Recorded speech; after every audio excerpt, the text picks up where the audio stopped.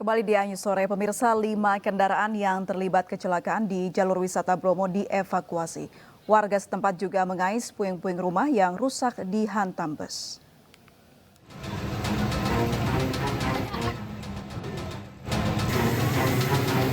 Satlantas Polres Probolinggo menggelar olah TKP dan mengevakuasi kecelakaan bus remblong di kawasan wisata Bromo, Lumbang, Kabupaten Probolinggo.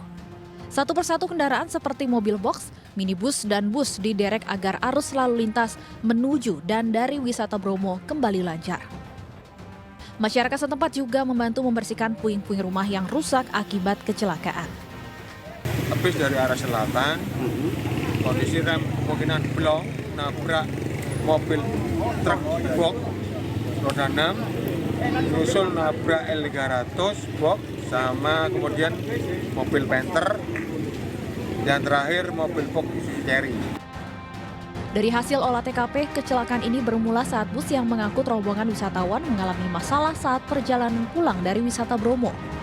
Pengemudi bus berusaha mengurangi gigi persneling, namun kondisi kendaraan semakin kencang karena menurun. Agar tidak menimbulkan korban lebih banyak, sopir bus menabrakkan ke kendaraan yang parkir di pinggir jalan dan bus terhenti setelah masuk ke parit. Kurang lebih 1 jam perjalanan, turun ada tikungan, tidak bisa dikendalikan, mau dioper ke gigi 3 ke gigi 2, tidak bisa ke gigi 2, tapi kecepatan bis tambah bertambah. Akhirnya upaya daripada driver untuk mengurangi laju kecepatan bis, dia cari penghalang. Akibat kecelakaan ini 6 orang luka-luka, 5 unit kendaraan rusak, dan sebuah rumah bagian depan milik warga mengalami hal yang sama.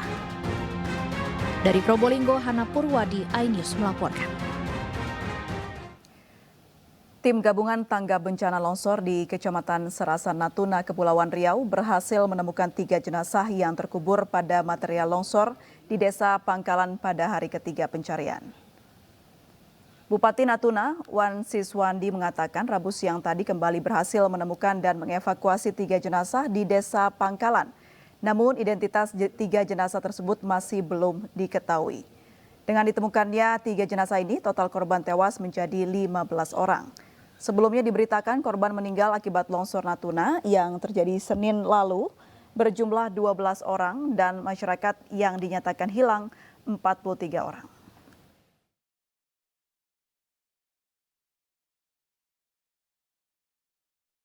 Korban longsor di Kabupaten Natuna, Kepulauan Riau dievakuasi ke Pontianak untuk mendapat perawatan medis. Namun tragis salah satu di antara korban selamat dari musibah longsor justru meninggal dalam perjalanan.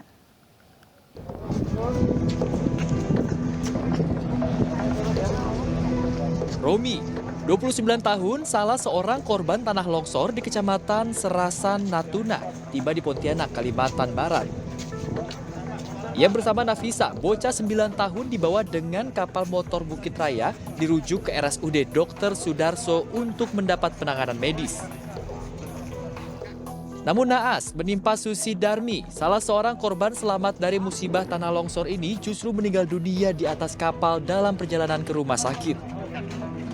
Korban meninggal langsung diserahkan ke kerabatnya di Kompleks Sejahtera 2 Kota Pontianak untuk dimakamkan di TPU setempat. Kepala Dinas Kesehatan Provinsi Kalimantan Barat Hari Agung Cahyadi menyatakan, kedua korban selamat langsung menjalani pemeriksaan medis setibanya di rumah sakit. Nah, ini segera didiagnosa dulu, ya. Tadi sudah dilakukan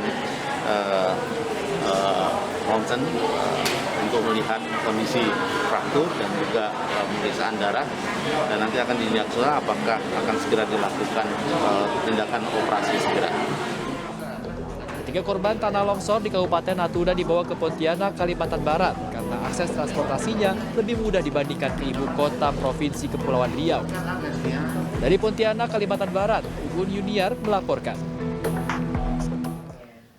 Pemirsa, untuk mengetahui perkembangan evakuasi korban longsor di Natuna, kita langsung bergabung dengan Marsudi Henry Alfiandi, Kepala Basarnas. Selamat sore Pak Henry. Selamat sore Mbak. Baik Pak Henry, apakah ada informasi update terbaru mengenai jumlah korban longsor, Pak? Oke, untuk update yang terakhir sudah disebutkan tadi Mbak ya, 3 orang yang baru ditemukan itu, dan atas nama Hermandi, Abdillah, laki-laki, dan Janati, 3 orang. Jadi total yang sudah ditemukan 15 orang hingga saat ini. Itu yang bisa kami sampaikan. Seperti apa jalannya upaya evakuasi hari ini, Pak? Ya, operasi jalannya evakuasi pencarian dan pertolongan di Serasan ini berjalan cukup bisa terkendali dan bisa dikatakan lancar. Dan kita menilai lebih tanah longsor ini kan tidak seperti tanah longsor biasa yang terjadi kalau kita mengalami. Ini lebih kepada seperti banjir lumpur ya. Banjir lumpur sehingga karena kemiringannya ini landai kurang lebih 30 derajat, material-materialnya pun sifatnya sangat lembek, gitu. Bisa dilihat dari tayangan TV juga bisa dikatakan bahwa lumpur-lumpurnya ini lumpur yang sifatnya bercampur dengan banyak air.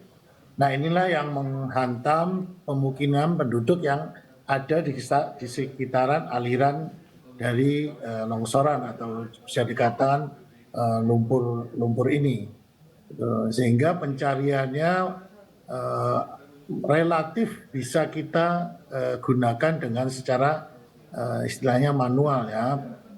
Kemudian kalau alat-alat berat yang kita gunakan di sana sudah ada 2 menurut laporan, yaitu eskavator. Ini yang dilakukan pada penggalian lumpur yang ada di sana yang sifatnya di cekungan. Nah, seperti itu kondisinya. Dan kita masih terus mencari sisa laporan dari penduduk yang kurang lebih 43 orang ini untuk dilakukan pencarian.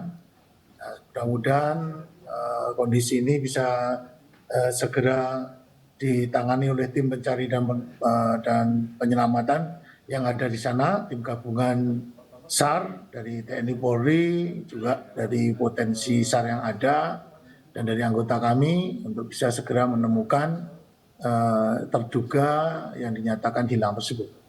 Baik, Pak Henry, berapa personel yang dikerahkan dan apakah ada rencana penambahan personel, Pak?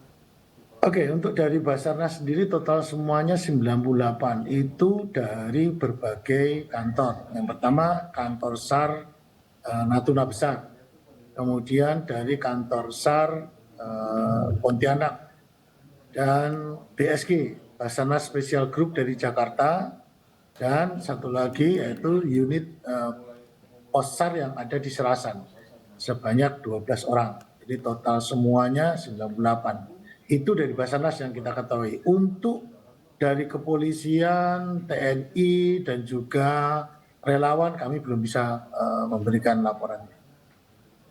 Baik, terima kasih Marsda Henry Alfiandi, Kabasarnas sudah bergabung dan berbincang bersama kami. Bapak sehat selalu, selamat sore Pak.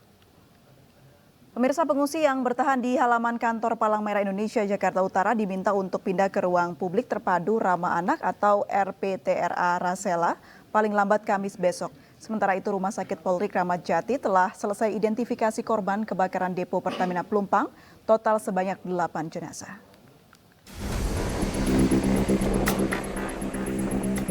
Sebanyak 176 pengungsi masih bertahan di halaman kantor Palang Merah Indonesia Jakarta Utara. Mereka belum bisa kembali karena rumah tidak bisa ditempati akibat ludes terbakar saat kebocoran pipa BBM depo Pertamina Pelumpang Jumat lalu. Kini para pengungsi juga dihadapkan pada batas akhir mereka menempati halaman kantor Palang Merah Indonesia hingga Kamis besok. Pihak Kelurahan Rawabadak Selatan memberi kesempatan kepada para pengungsi untuk pindah ke RTPRA Rasela Koja Jakarta Utara dengan alasan sudah seminggu menempati halaman kantor PMI Jakarta Utara. Lurah Rawabadak Selatan Suhaina meminta para pengungsi untuk segera mencari rumah kontrakan sebagai hunian sementara. Biaya sewa rumah kontrakan ini nantinya akan ditanggung oleh pihak kelurahan. Untuk warga yang rumahnya tak lagi bisa ditempati, pihak kelurahan menanggung biaya sewa rumah kontrakan hingga 3 tahun, sementara warga yang rumahnya tidak begitu rusak, biaya sewa rumah kontrakan ditanggung selama 3 bulan. Semua yang korban yang kehilangan tempat tinggal, saya suruh cari sendiri dulu. Silakan sesuai dengan kebutuhannya. Nanti kita data, ya kita data ada berapa.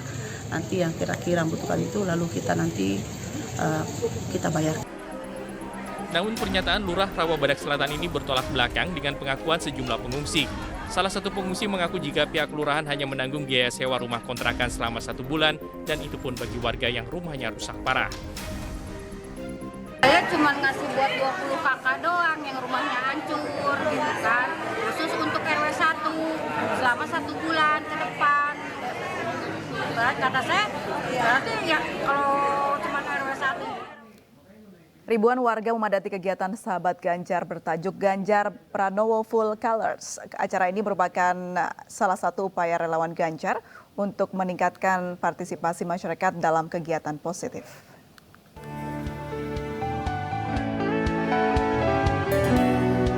Berlangsung gratis untuk umum, Ganjar Pranowo Full Colors mendapat antusiasme tinggi dari masyarakat Cimahi Tengah, Kota Cimahi, Jawa Barat. Dalam kegiatan ini, para peserta dari berbagai usia dapat berlari bersama dengan paduan warna-warni cerah yang menunjukkan semangat dan kegembiraan tinggi. Acara ini pun berhasil menciptakan atmosfer yang semarak dan positif di antara warga Cimahi. Selain di Cimahi, sebelumnya Sahabat Ganjar juga menggelar kegiatan serupa di Kota Bandung. Ikut tadi perang color, terus kita ada lari-lari juga ya, seru banget ya. Pokoknya ya, hidup Ganjar. Ikut lomba apa Ibu yang ngomong? Ikut joget-joget. Harapannya lebih membuat Indonesia lebih maju. Terus harapan dari Ibu? Ekonomi kita semakin maju ya. Sahabat Ganjar mengadakan kegiatan fun run di Kota Cimahi, Jawa Barat. Dan antusiasme masyarakat baik itu di Kota Bandung dan di Kota Cimahi ini sangat keren sekali. Mereka sangat antusias dengan kehadiran kami Sahabat Ganjar, dan mereka juga tidak lupa mendoakan dan sangat mendukung Bapak Haji Ganjar Pranowo untuk beliau maju di pemilihan presiden tahun 2024 nanti. Mereka pun menitipkan doa Pak Ganjar kudu jadi presiden. Kegiatan dilanjutkan dengan hiburan musik yang diisi oleh sejumlah penyanyi dan musisi. Sahabat Ganjar berharap Color Run tidak hanya menjadi ajang untuk bersenang-senang, namun juga menjadi upaya mempromosikan gaya hidup sehat dan mempererat persatuan masyarakat.